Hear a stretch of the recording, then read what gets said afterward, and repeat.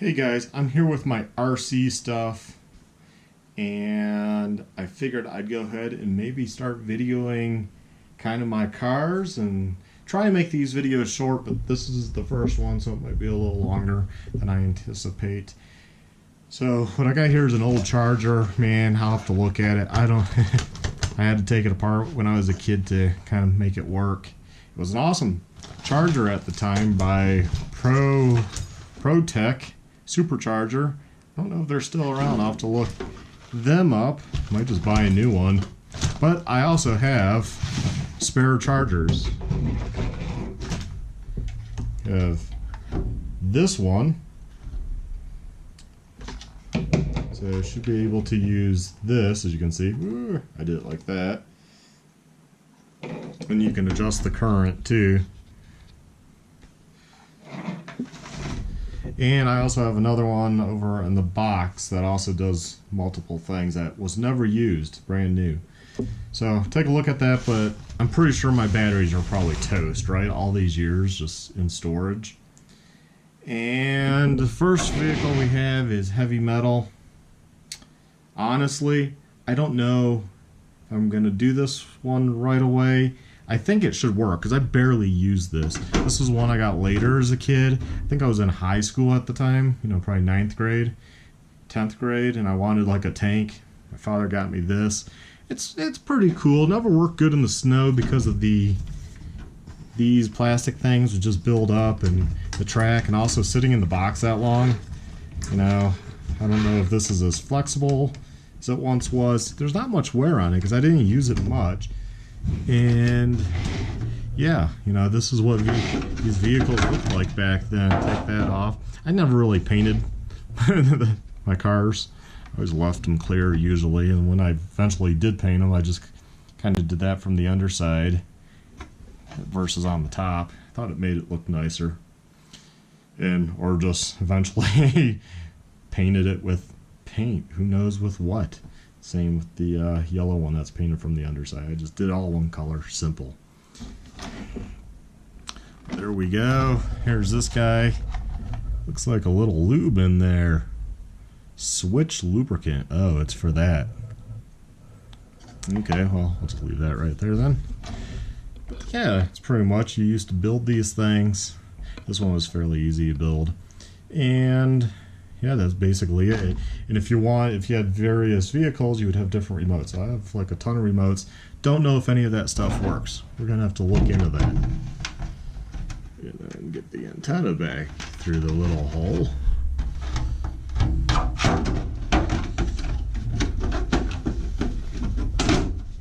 And that would sit like that, and you put another cotter pin in up here, and then that way the body doesn't come off. Pretty straightforward. So that's heavy metal. And I got the stickers still on the sheet. And I've never used the stickers for any vehicle. Just to show you the stickers, here's the heavy metal ones. And then here's my Falcon ones, which is this car right here coming up. So this was my next latest vehicle I had for a car. And it was pretty quick. I mean, this motor back here, of course it doesn't have the sticker on it, because I took that off, but bought that at like the hobby store in Florida at the time where we lived, and it cost 60 to 80 bucks for this one motor to hop this up. And this vehicle was actually pretty quick. You know, suspension's like stock. It's how they were then. But you know, it worked. Went across the grass, went across gravel, and went down the road.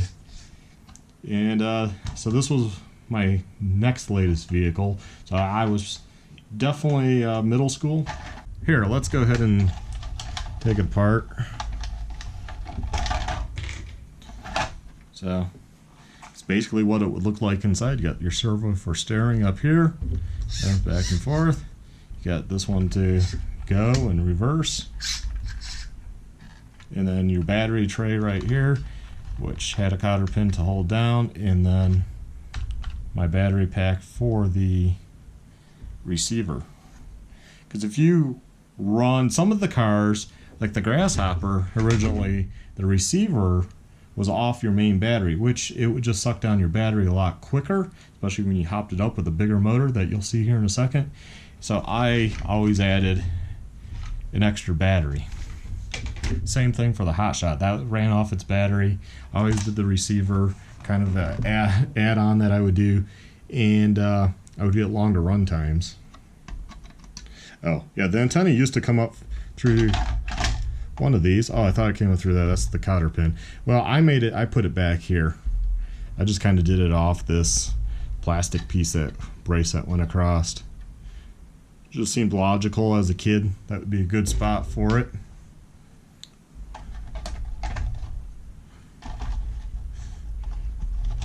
The holes here are for the wing, which I do have the wing. I didn't care about the wing. I mean, it doesn't do anything. Didn't really care about it. And then this hole's for the guy that would sit in there, the driver. I never used those guys. I always thought they were stupid. Honestly, it was just more that was in the way at the time. Especially because you're always taking these apart. So this is my most used. This is the original Grasshopper. And this is the one I'm going to take a look at and go through and figure out a string to hold the front on, because, well, by later in life, this thing went through a lot. One screw in there. I can't really take it apart yet, but yeah, you can see I have kind of probably hot glue gun glue or shoe glue or something. Who knows what I used at the time. You know, obviously got cracked later being in a box again. Tires are well worn, but hey, I have tires.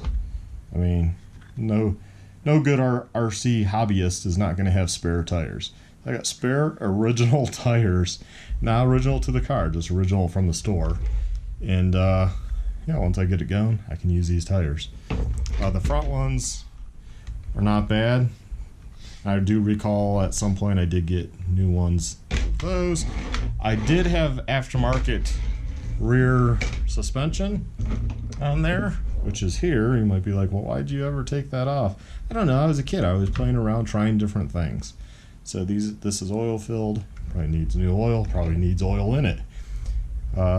They fit right in there. So original hop-up suspension for the Grasshopper / Hornet. Same vehicle, really. So in here I have an RS 540 SH motor. So I have a huge motor in here. Of course, I have various aluminum. Well, actually, this is steel gear. And again, here some gears, more gears.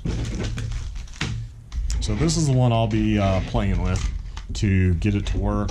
Antenna, I kind of made it. I don't know if was this the original antenna. I don't think it was. I actually think 2 antennas were on the hotshot, but I took one and I put it on the Grasshopper because the metal ones work better. So here we go with the hotshot. Here, move this guy out of the way. So this is the hotshot. Well, my suspension, the years of being in box, have broke.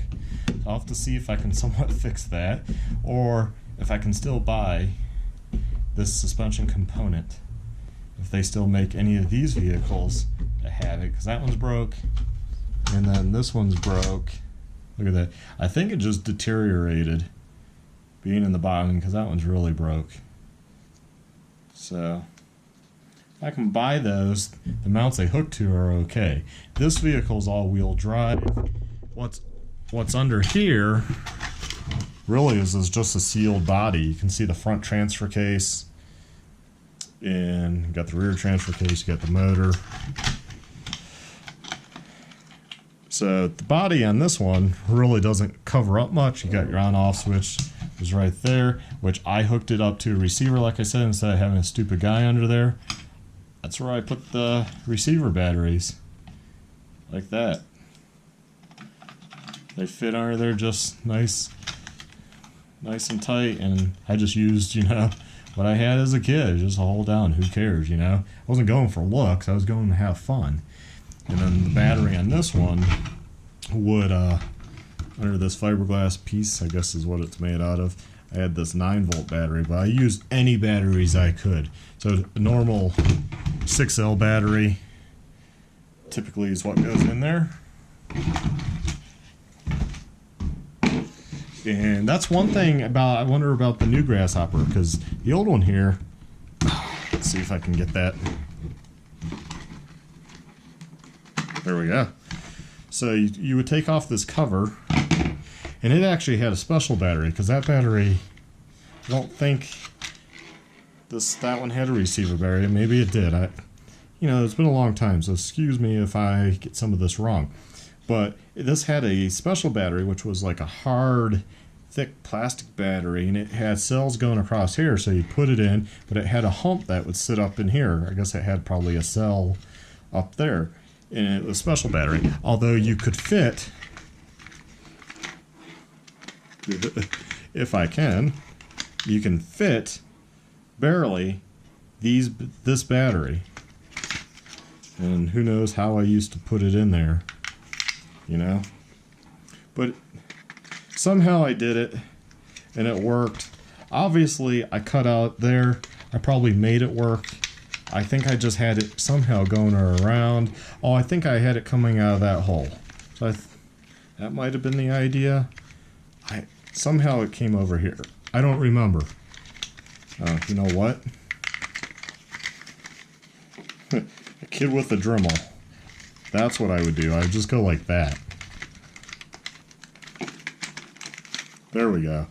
So I would put a 6L battery flat like that versus using their special battery, which was kind of gimmicky. So, I had to auger out the frame here. And back then I didn't have a plastic welder. I just augered it out and made it work. That way you could take this and you could still go like that. Now, I don't see anyone mentioning that the Grasshopper still does that original battery that was unique, and I don't know if I have it. If I find it, I'll put that in another video until I have some leakage of oil from the back, so that probably needs more oil, which your fill port is right there. And that's what these guys look like. If I can't get it working, I can buy a new car. The new ones are $114 or so, $130. And I was just going to have fun with my daughter. Thought maybe she's at the age, maybe she could play with these. I'm sure all my batteries, all various ones, who knows if these, they're still around. Sanyo, well, I don't know, they still make RC batteries, but, various batteries from back in the day. Look at, servos. You got your receiver. Your crystals in here, which don't even use any of this nowadays, so I'm sure that's all different. That tells you the frequency, and you would match up and you put the same one. And if you went to an event, you had flags by your antenna, what frequency is being used, so people wouldn't get mixed up. You'd be controlling somebody else's vehicle. Precision ball bearings, I'm sure they're in one of these. They were originally for the Grasshopper, but I might have put them in the Falcon. I don't know. That's the thing, I have to tear them apart like a real car. That's been sitting a while. I don't remember what was done. Kind of neat stuff here is you got the old Rail Control products. But you had cool stuff back then.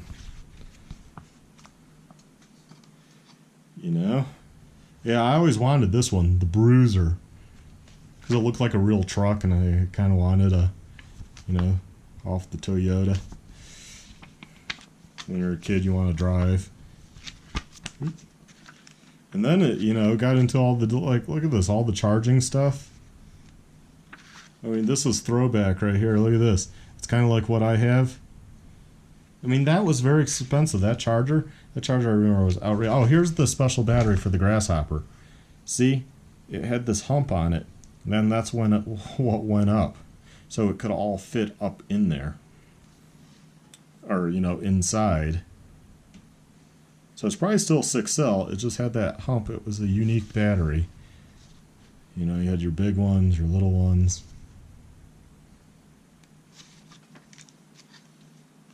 You got some of your, I think, fancier stuff. You got your RC planes. You got your boat. Then you had your gas engines. I never had a gas vehicle. I always wanted one, but just never got one. So never got into the fuel vehicles. I don't know what they call them. Look at that remote. Oh, I'm sure nothing. I mean, the remotes are kind of the same, but probably smaller, you know. Oh boy. Yeah, I have one like something like this, which is my good remote that cost a couple $100 at the time just for itself. Crazy how much this stuff cost back then. You know, we're talking back late 80s, early 90s here. You know, I think I got this when I lived in Pakistan. I believe it was when my father got me that.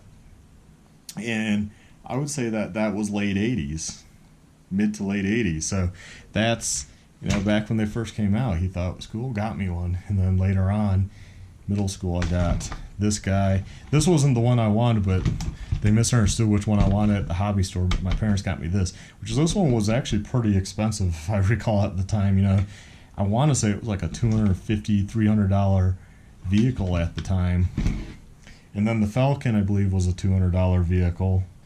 And then the heavy metal, I also believe, was a couple $100 vehicle. But then you add on, instead of transferring over a remote, well, I want to keep remotes, different remotes. So, you know, I had when I got the Falcon, it was probably, like I said, $200 remote. This was probably a $150 remote. This was, you know, your base remote at that time. And then just like, probably $60 remote for the heavy metal or something. So anyways, there we have it, and I will bring you more videos of rebuilding the Grasshopper and just seeing what happens. Thanks for watching. Please like, subscribe, and check out my other videos. Have a good one.